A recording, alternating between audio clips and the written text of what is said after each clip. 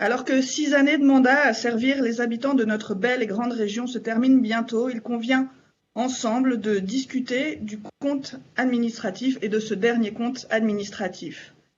La crise de la Covid-19 aura eu un impact majeur sur toutes les collectivités territoriales, sur nos vies en général et évidemment sur la gestion de la région. Nous ne pouvons pas pour autant signer un blanc-seing à l'exécutif régional. Ni critique perfide des politiciennes qui oublieraient la gravité de la crise vécue, ni applaudissements permanents et souvent peu subtils de la part de certains membres de la majorité. Nous amenons de l'objectivité et une volonté constructive pour le prochain exécutif que nous appelons de nos vœux.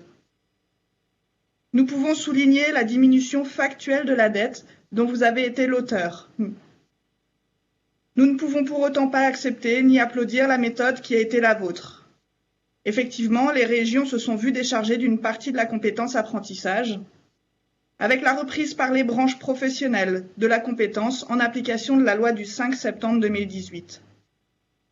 En revanche, vous n'avez pas attendu son application pour diminuer, année après année, l'implication de la région dans ce domaine, alors même que le Césaire souligne pourtant la non-incidence budgétaire d'une telle réforme sur les comptes de la région.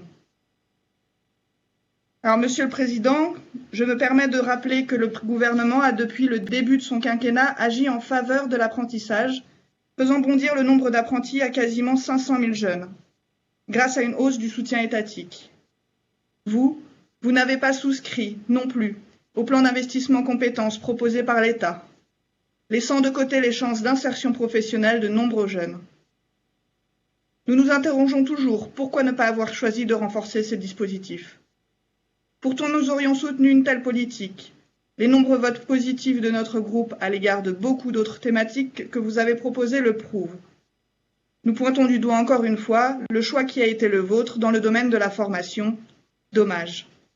Aujourd'hui, et au regard de la crise que nous vivons, nous ne pouvons que nous alarmer de la vision et de ce choix de non-avenir que vous avez imposé à notre jeunesse. Nous voulons que notre région soit la première région apprenante d'Europe, pour donner un avenir à nos jeunes, pour assurer une disponibilité de compétences pour nos entreprises partout sur notre région. Vous soulignez vos efforts d'investissement à grand renfort d'une communication exponentielle, une communication dont le budget extraordinaire aurait pu être engagé pour les nécessités de notre région. Nous ne pouvons encore et toujours que nous attrister du manque de transparence sur les choix faits, alors que vous ne pouvez justifier d'une vision globale de notre région. Vous avez fait le choix de cas par cas, ce que vos conseillers de cabinet, trop payés d'après la Cour régionale des comptes, vous enjoignent de soutenir. Notre région mérite mieux.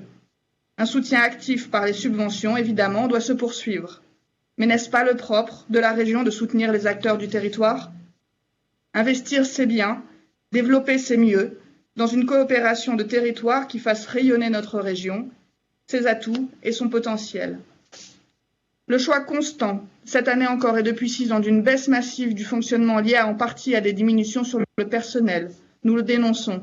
Les appels au secours des syndicats en 2019 déjà, qui appelaient à un changement de gouvernance, un changement d'attitude face à un personnel fatigué par un management agressif, est resté sans réponse.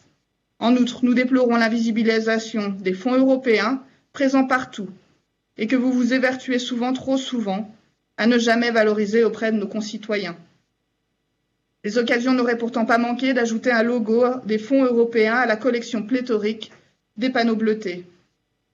Vous avez finalement choisi de vous joindre à l'action commune en faveur de la relance économique en acceptant de signer l'accord de relance avec le gouvernement. Nous pouvons le saluer. L'année 2020 a vu l'arrivée d'une crise sans précédent, d'un point de vue sanitaire, d'un point de vue économique et social. Nous ne pouvons que souhaiter des jours meilleurs. Charge à nous, responsables politiques, d'en dessiner les contours. Cette vision, ces décisions seront dans quelques semaines du ressort de la future majorité. Nous voterons contre ce compte administratif.